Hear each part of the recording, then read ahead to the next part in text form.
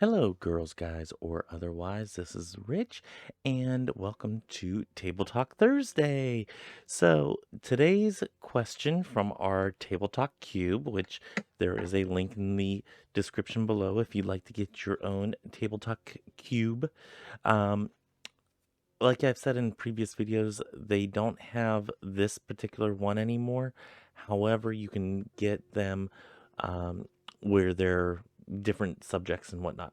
Anyway, got some fur on my face from Little Miss Jelly. Anyway, this week's topic is if a neighbor regularly drove home drunk, would you call the police?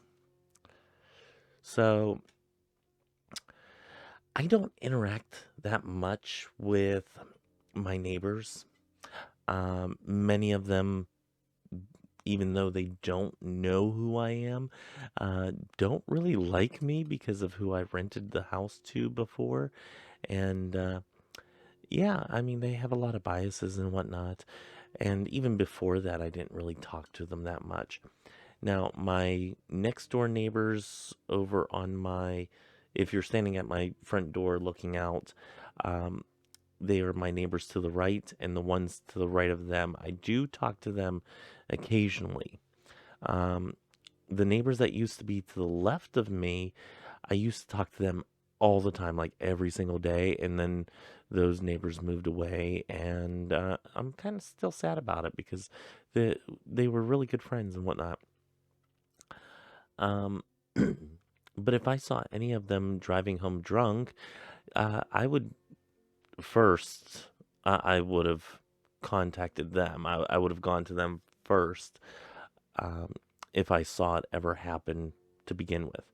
In this question in particular, um, it says that the neighbor is regularly driving home drunk. In that case, yes, I would call the police. And this isn't because I'm a bad neighbor, not because I'm a tattletale or anything. And I have my tea here. I have the Mint Medley by Bigelow. But the thing with drunk drivers, the it's one thing if you are home getting sloshed and maybe you have an issue, maybe you don't, with alcohol abuse.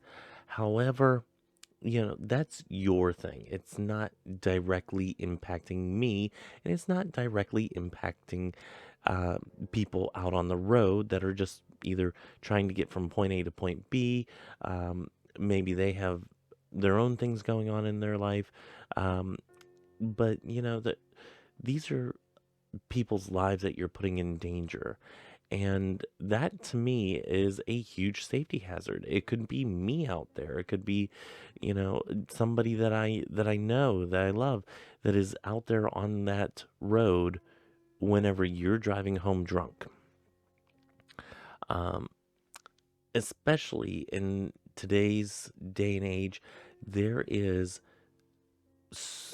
a plethora of options for you to not have to drive home drunk. My thing is, it cost me for an hour long trip. It cost me $40 to take an Uber or a Lyft or whatever it was. I think it might have been Lyft. And it took me like 10, $20 to get over to the store, which is about 15 minutes away.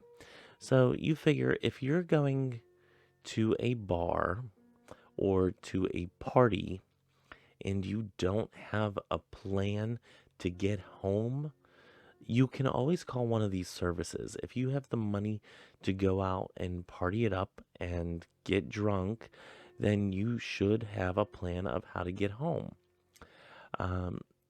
There are so many programs out there that will get you home safely.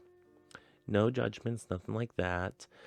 That you should not really have even the inkling of, you know, getting behind the wheel.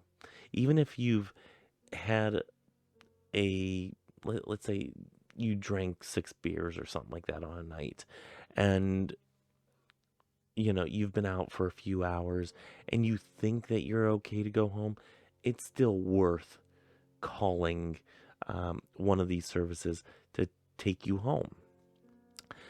I have zero sympathy for instances where people um, go home drunk and don't either have the decency or um, the want to uh, seek other options. Maybe they're embarrassed. Maybe um, they have other issues that they don't want to face at the moment. Maybe they just don't want to be judged. Maybe they don't have the money. But it's one of those things. It's like, if you don't have the money to go out and, you know, have a safe way home, then you know what? Go out, get a 6 pack, get a case of beer, and take it home. If you're going to a party, make sure that there's a plan to um, to either stay there or to go to a friend's house nearby that they can come pick you up and take you to their place, or that somebody can take you home, that there is a designated driver. Now, I understand this is easy to say and not always easy in the circumstances to do, um, but if you go into the situation with a level head and you haven't made this type of plan, then I really don't have that much sympathy for that kind of thinking. Now, I have had circumstances where I have purposely gone to a bar in order to get drunk. It was a celebration, and that's how I chose to celebrate. I purposely, when this is whenever I was in Wichita, so there wasn't like there wasn't taxi cabs everywhere. I called a taxi service to pick me up at my apartment, take me to the bar, and I even called for the taxi service while I was blitzed out of my mind. And whenever they were coming out to get me, one of the bartenders, who was a friend of mine, said to me, he says, "You know what? I'll take you home." Ended up almost upchucking in his car, but yeah, he pulled over in time. It was fine. It was okay. And he even checked on me the next morning. He's like, "Hey, are you okay? You had a lot to drink." Um, so, I mean, you have instances like that where even bartenders um, will make sure that you get home safely. I had the money set aside for a cab. I was really appreciative that he took me home. And it was a safe night, and it was a fun night because I had a plan ahead of time. I knew my course of action. So, if a neighbor regularly drove home drunk, would I call the police? Yes.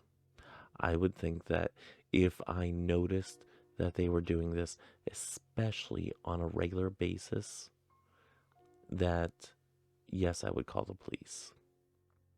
So, let me know your answer to this question in the comments below. And while you're down there, go ahead and hit that subscribe button and hit the like button if you like this video. Um, hard, well, not a hard topic, but an uncomfortable topic to discuss, because I want some fun topics out of here. I haven't really looked through all of this, so I don't know what all topics are in here, and that was a little cringy of a topic. I don't like that topic. Um, so yeah. Anyway, I will see you guys on Saturday for our book club series. We are going through the Intertemple Witchcraft, Chapter 5. If you haven't caught up from Chapter 1 to 4, go ahead and check those videos out. Get yourself your copy of that, and join us for Chapter 5 on Saturday. And then on Sunday, I'll be talking a little bit about um, Candlemas or In Bulk, which we will be celebrating on February 2nd, or at least I will be celebrating it on February 2nd.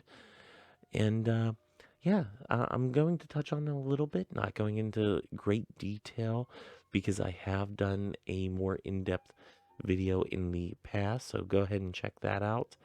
And yeah, I'm just going to be talking about a little bit of what I'm doing this in bulk, um, and some of the plans that I have set forward for the coming season. So join me tomorrow or on Saturday for the book club series, and I will catch you all then. Until then, may you have love, hugs, and ladybugs. Bye bye.